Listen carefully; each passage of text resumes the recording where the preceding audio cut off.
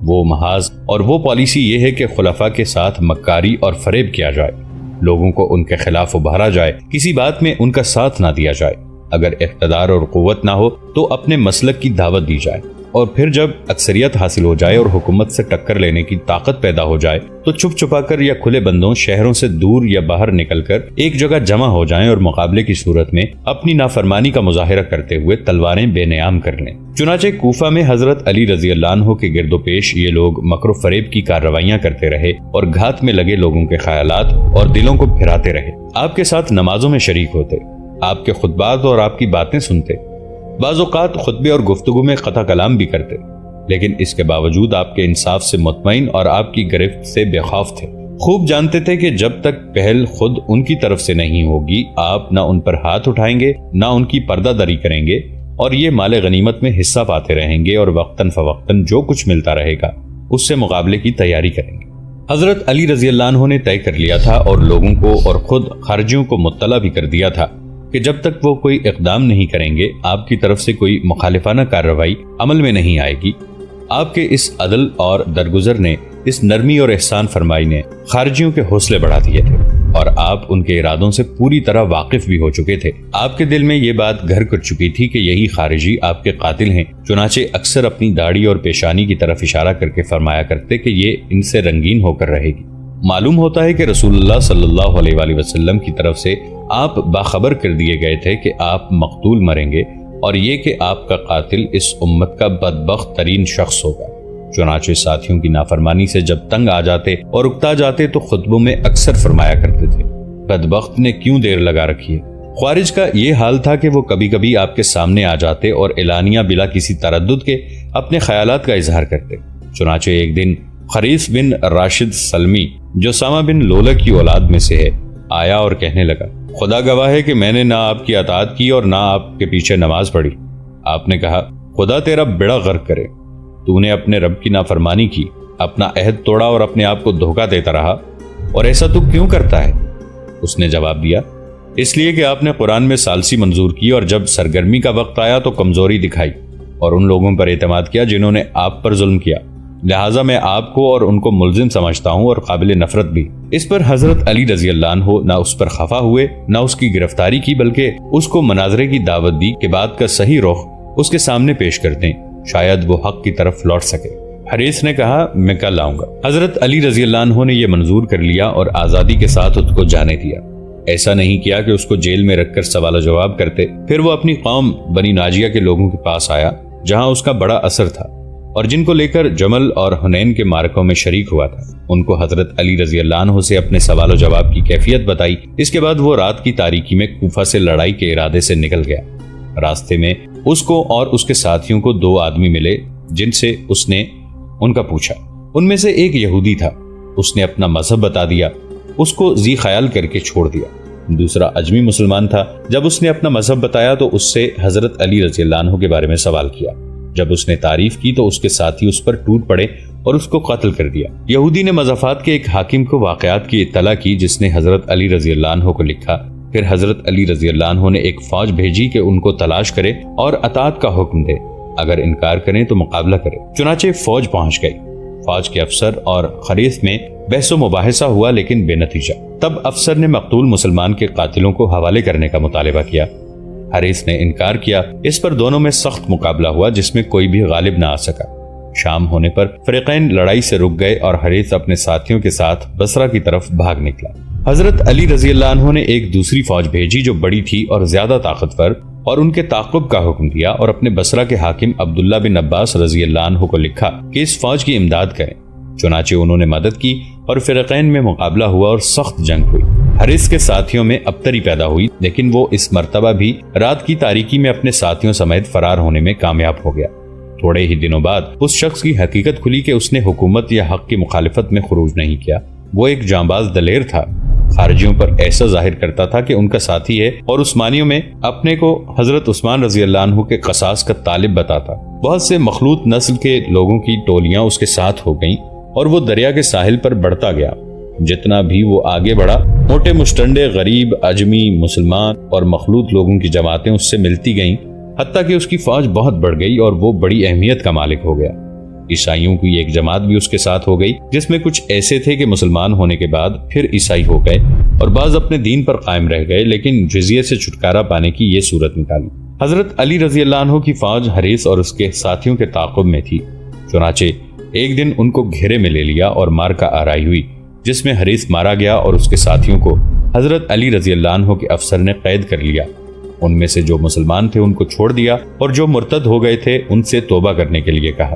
جو مسلمان ہو گیا اس کو چھوڑ دیا اور جو مسلمان نہیں ہوا اس کو قیدی بنایا۔ افسر نے اس واقعے کی اطلاع حضرت علی رضی اللہ عنہ کو دی اور قیدیوں اور ساتھیوں کو لے کر کوفے کی طرف روانہ ہوا۔ یہ قیدی 500 کی تعداد میں تھے۔ یہ لوگ راہ میں فارس کے ایک علاقے سے گزرے جس کا حاکم حضرت علی رضی اللہ عنہ کا مقرر کردہ مسلقہ ابن حبیرہ شیبانی تھا۔ قیدی چلا چلا کر اس سے فریاد کرنے لگے کہ ان کو اس قید سے نجات دلائے، اور یہ زیادہ تر اسی کی قوم بگر ابن وائل میں سے تھے۔ مسلقہ نے ان کو حضرت علی رضی اللہ عنہ کے افسر سے خرید لیا اور آزاد کر دیا، لیکن جو قیمت دینی منظور کی تھی اس کے ادا کرنے میں ٹال مٹول کرنے لگا۔ یہ لوگ کوفہ پہنچے اور حضرت علی رضی اللہ عنہ کو قیدیوں کے ساتھ مسلقہ کا واقعہ معلوم ہوا تو آپ نے افسر کی تعریف کی اور اس کی رائے کی تائید اور انتظار کرتے رہے کہ مسلقہ اپنے ذمے کی واجب الادا رقم بھیجے گا، لیکن جب اس نے دیر کی تو آپ نے مطالبہ کیا اور اصرار اور پھر دھمکی دی۔ اس کے بعد ایک تقاضا کرنے والے کو بھیجا اور ہدایت کر دی کہ اگر ٹال مٹول کرنا چاہے تو بصرہ کے حاکم عبداللہ ابن عباس رضی اللہ عنہ کے پاس اس کو پہنچا دینا۔ مسلقہ کا یہ واقعہ پوری قوت اور وضاحت کے ساتھ اس ذہنیت کا پتہ دیتا ہے جو حضرت علی رضی اللہ عنہ کی اطاعت کے بارے میں اس زمانے کے اکثر عراقی سردار رکھتے تھے۔ مسلقہ نے قرض ادا کرنے سے پہلو تہی کی اور ابن عباس رضی اللہ عنہ کے پاس لایا گیا۔ جب ابن عباس رضی اللہ عنہ نے قرض کی ادائیگی کا مطالبہ کیا تو کہنے لگا، اگر ابن عفان کے لیے اس سے بھی زیادہ رقم کا آپ مطالبہ کرتے تو مجھے کچھ عذر نہ ہوتا۔ اس کے بعد فریب دے کر بصرہ سے بھاگ نکلا۔ امیر معاویہ رضی اللہ عنہ سے جا ملا، انہوں نے بڑی خندہ پیشانی سے ملاقات کی، کھلایا پلایا اور خوش کیا۔ یہ دیکھ کر مسلقہ نے چاہا کہ اپنے بھائی نعیم بن حبیرہ کو بھی اپنے پاس بلا لے۔ چنانچہ بنی تغلب کے ایک عیسائی جلوان نامی کے ہاتھ اس مقصد کے لیے ایک خط بھیجا، لیکن جیسے ہی یہ نصرانی کوفہ پہنچا حضرت علی رضی اللہ عنہ کو حالات کا پتہ چل گیا اور معلوم ہوا کہ وہ صرف خط پہنچانے نہیں آیا بلکہ جاسوسی اور مخبری بھی اس کا کام ہے۔ چنانچہ اس کے ہاتھ کاٹ دیے گئے۔ اس کے بعد وہ مر گیا۔ نعیم اپنے بھائی کو مخاطب کر کے کہتا ہے، خدا تم کو ہدایت دے زمانے کے فریب سے، بے خوف ہو کر جلوان سے جیسے آدمی کو نہ بھیجا کرو۔ اس کے بھیجنے کی بے وقوفی سے تمہارا کیا مقصد تھا؟ تم کو ایک شخص سے گراوٹ کی امید تھی جو خائن نہیں، تم نے اس کو علی کے بالمقابل بھیجا۔ وہ تو نرم پتھروں کے شیروں میں سے ایک شیر ہیں، میدان میں چلتے ہیں، عراق آتے ہی اپنی آنکھوں سے دیکھتے اور اپنے کانوں سے سنتے اور شیبان کے بہترین بزرگ کہے جاتے۔ حق پیش نظر رکھ کر اگر قوم کا مال پیش کر دیتے تو ہمارے مرحوم بزرگوں کو زندگی بخشتے، لیکن تم ابن ہند یعنی معاویہ کے مہربانیوں کے جویا بنے جو شام چلے گئے، اور یہ بات ہم کو رنجیدہ بناتی ہے۔ اب تم ندامت میں دانت پیستے ہو، جو کچھ ہونا تھا وہ ہو چکا، تمام قبائل تم سے نفرت کریں گے۔ اللہ نے نفرت اور بغض سے کسی قوم کو سربلند نہیں کیا۔ چنانچہ حضرت علی رضی اللہ عنہ کے لیے مسلقہ کی اطاعت ایک ایسے آدمی کی اطاعت نہ تھی جو اپنے سب کاموں میں حق اور ایمانداری کو پیش نظر رکھتا ہو اور نتائج سے بے پرواہ ہو کر صبر اور ثابت قدمی سے اپنے فرائض سر انجام دیتا ہو، بلکہ اس کی اطاعت ایک خلیفہ کے لیے ایک معمولی آدمی کی اطاعت تھی۔ ایسا آدمی جو تن پرست اور مطلبی ہے، جو اپنی بھلائی چاہتا ہے جس طرح بھی بنائے۔ اور یہ مسلقہ اس معاملے میں تنہا نہیں تھا بلکہ بصرہ اور کوفہ کے بڑے لوگوں میں اس جیسے بہت سے افراد تھے۔ خاص کا یہ حال تھا، پھر عام آدمی کس قطار اور کس شمار میں ہوں۔ مسلقہ قیدیوں کو خریدتا ہے اور ان کو آزاد کر دیتا ہے، اس لیے نہیں کہ اللہ کے ثواب کا متمنی ہے یا کسی اچھے کام کا بڑا شائق ہے، بلکہ قبیلے کی طرفداری کے جذبے سے اور خلیفہ کے ساتھ چال بازی کر کے اپنے جذبے کی تکمیل کرتا ہے۔ جب حاکم کو اس کی مکاری کا پتہ چلتا ہے اور وہ رقم کا مطالبہ کرتا ہے تو تعمیل نہیں کرتا بلکہ فرار ہو کر ان لوگوں سے جا ملتا ہے جو خلیفہ سے برسر پیکار ہیں اور اس کے خلاف ہر قسم کی ریشہ دوانیاں کرتے ہیں۔ اس طرح مسلقہ دوستی کی حد سے نکل کر دشمنی کی صف میں کھڑا ہو جاتا ہے، اور یہ امیر معاویہ رضی اللہ عنہ کا اس سے ملاقات کرنا، اس کو خوش آمدید کہنا اور اس کے ساتھ حسن سلوک اسی طرح برا فعل ہے جس طرح اس کا قرض کی ادائیگی سے ٹال مٹول کرنا اور شام بھاگ جانا۔ امیر معاویہ رضی اللہ عنہ نے جو کچھ کیا اس کو چال اور مکر کے سوا کچھ نہیں کہا جا سکتا۔ ایک سچا مسلمان ہرگز وہ بدلہ نہیں دے سکتا جو انہوں نے مسلقہ کو دیا۔ یہ تو اس وقت موضوع ہوتا کہ کوئی ان کے پاس بھاگ کر آتا کہ قیصر کے خلاف کوئی ریشہ دوانی کرنی ہے جس سے دشمن کے مقابلے میں ان کو مدد ملتی ہے، لیکن اپنے خلیفہ کے ساتھ مکاری کرنے والے کو پناہ دینا، اور وہ محض اس لیے کہ شاید اس سے عراق میں خرابیاں پیدا کرنے کا کام لیا جا سکے۔ معاملے کا یہ وہ پہلو ہے جو امیر معاویہ رضی اللہ عنہ کی اس سیاست کے اہم رخ کو بے نقاب کر دیتا ہے جس پر وہ اپنے جدید اقتدار کی بنیاد رکھنا چاہتے تھے۔ یہ دنیاوی سیاست تھی جس کا دامن دنیاوی ساز و سامان، دنیاوی ضرورتوں اور ہولناکیوں سے بھرا ہوا۔ یہاں پہنچ کر حضرت علی رضی اللہ عنہ اور امیر معاویہ رضی اللہ عنہ کے سیاسی مسلک کا فرق بالکل واضح ہو جاتا ہے۔ حضرت علی رضی اللہ عنہ کے مسلک کی بنیاد خالص دین پر تھی اور امیر معاویہ رضی اللہ عنہ کے مسلک کی بنیاد خالص دنیا پر۔ حضرت علی رضی اللہ عنہ کو جب مسلکہ کے فرار ہونے کی خبر ملی تو آپ نے اس سے زیادہ کچھ نہیں کہا کہ کام تو اس نے سرداروں جیسا کیا اور بھاگا غلاموں کی طرح۔ اس کو کیا ہو گیا تھا؟ خدا اس کو ہلاک کرے۔ بعد میں اس کا گھر آپ کے حکم سے گرا دیا گیا۔ حضرت علی رضی اللہ عنہ آزمائش کے اسی تلخ دور سے گزرتے رہے۔ دوست غداری اور دشمن مکاری سے پیش آتے رہے، لیکن آپ اس پورے دور میں اپنے روشن مسلک پر ارادے کے پکے رہے۔ نہ معاملات میں کوئی پستی گوارا کی، نہ دین میں کوئی کمزوری دکھائی، نہ اپنی کھلی ہوئی سیاست سے ذرا بھی انحراف کیا۔ مصیبتیں مسلسل آتی رہیں اور سدے راہ بنتی رہیں، مگر آپ اپنی راہ پر چلتے رہے، دائیں بائیں کسی طرف جھکے نہیں۔ شدید غصے کا عالم ہوتا، زندگی کی انتہائی تلخیاں ہوتی، لیکن کوئی بات آپ کے ارادے کی راہ میں حائل نہیں ہوئی۔ زیادہ سے زیادہ یہ ہوا کہ آپ نے زیر لب کچھ فرما کر غصے کا اظہار کر دیا۔ نہروان کی مہم سے فرصت پاتے ہی خود آپ کی حکومت میں آپ کی آزمائش کا دور شروع ہو گیا۔ امیر معاویہ رضی اللہ عنہ نے آپ کی حکومت کی سرحدوں کو کاٹنا اور اطراف و جوار سے حملہ کرنا شروع کر دیا۔ شام کے لوگ دل سے ان کے فرمانبردار تھے، ان کے حکم پر چوں چرا نہیں کرتے، بلانے پر دوڑ پڑتے۔ حضرت علی رضی اللہ عنہ کے خلیفہ ہوتے ہی امیر معاویہ رضی اللہ عنہ کے دل میں مصر کا خیال پیدا ہوا تھا، اس لیے کہ وہ ان سے نزدیک اور حضرت علی رضی اللہ عنہ سے بہت دور پڑتا تھا، اور اس لیے بھی کہ مصر والے تمام صوبے زیادہ تر حضرت عثمان رضی اللہ عنہ کے مخالف اور ان پر حملہ کرنے میں پیش اور سب سے زیادہ تیز تھے۔ امیر معاویہ رضی اللہ عنہ نے مکر و فریب سے مصر پر قبضہ کرنا چاہا، اور کہنا چاہیے کہ بڑی مشکلوں سے وہ اپنے ارادے میں پرفریب طریقے پر کامیاب ہو گئے۔ حضرت علی رضی اللہ عنہ نے قیس ابن سعد ابن عبادہ انصاری کو مصر کا گورنر مقرر کیا تھا۔ وہ اپنے اندر اس منصب کی اہلیت اور اس کی ذمہ داری سنبھالنے کی طاقت رکھتے تھے، چنانچہ وہ مصر آئے اور مصریوں کو حضرت علی رضی اللہ عنہ کا فرمان پڑھ کر سنایا۔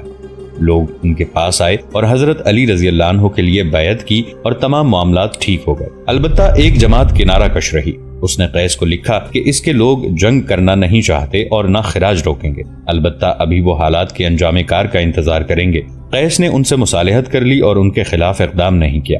اس کے بعد عمر بن عاص رضی اللہ عنہ اور معاویہ رضی اللہ عنہ نے قیس کو خط لکھا اور اپنی طرف مائل کرنے کی کوشش کی۔ قیس نے خط کا ایک نرم جواب دے دیا جس میں ان کو اپنی طرف سے نہ مایوس کیا اور نہ متوقع رکھا، البتہ ان دونوں کے شر سے اپنے صوبے میں بچنے کی کوشش کی جو مرکز سے بہت دور واقع تھا۔ امیر معاویہ رضی اللہ عنہ ان کے جواب سے مطمئن نہیں ہوئے اور پھر لکھا اور صاف صاف معلوم کرنا چاہا کہ ان کی رائے کیا ہے اور وہ دوست ہیں کہ دشمن۔ پھر جب امیر معاویہ رضی اللہ عنہ مایوس ہو گئے تو خط میں گالیاں دیں اور قیس کو ابن یہودی لکھا۔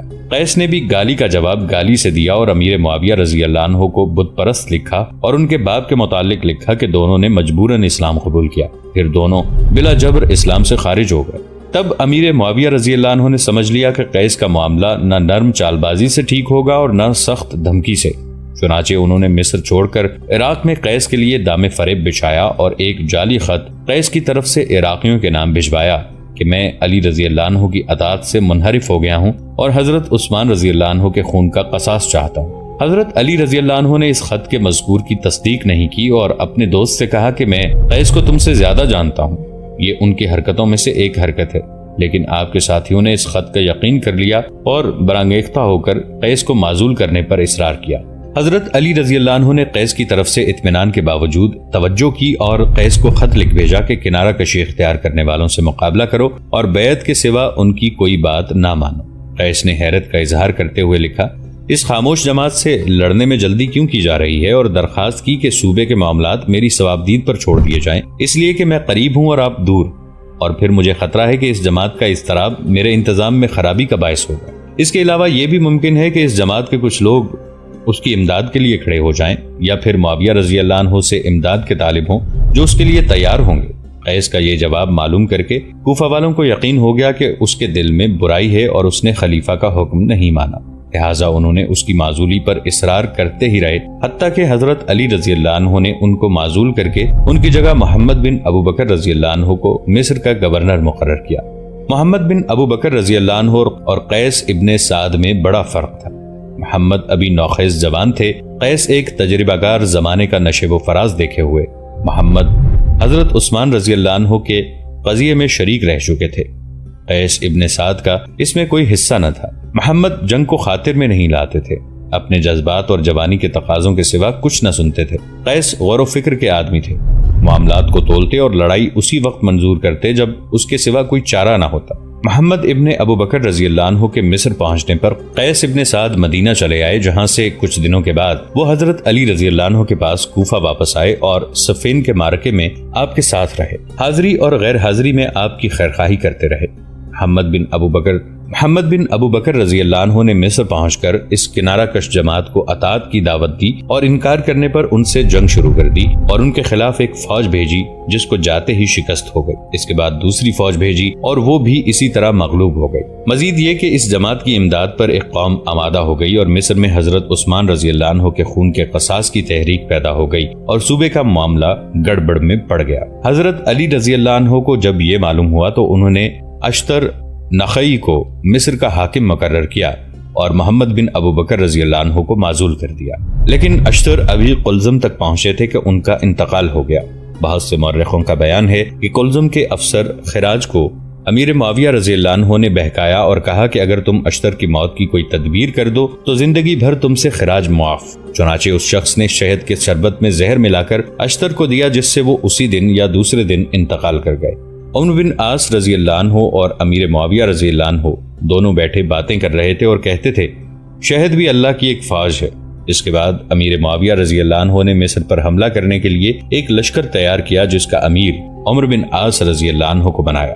ادھر حضرت علی رضی اللہ عنہ مجبور ہوئے کہ محمد بن ابو بکر کو ہی گورنری پر باقی رکھیں۔ آپ نے ان کو چوکنا رہنے کی تاکید کی اور وعدہ کیا کہ فوج اور مال بھیجتے ہیں۔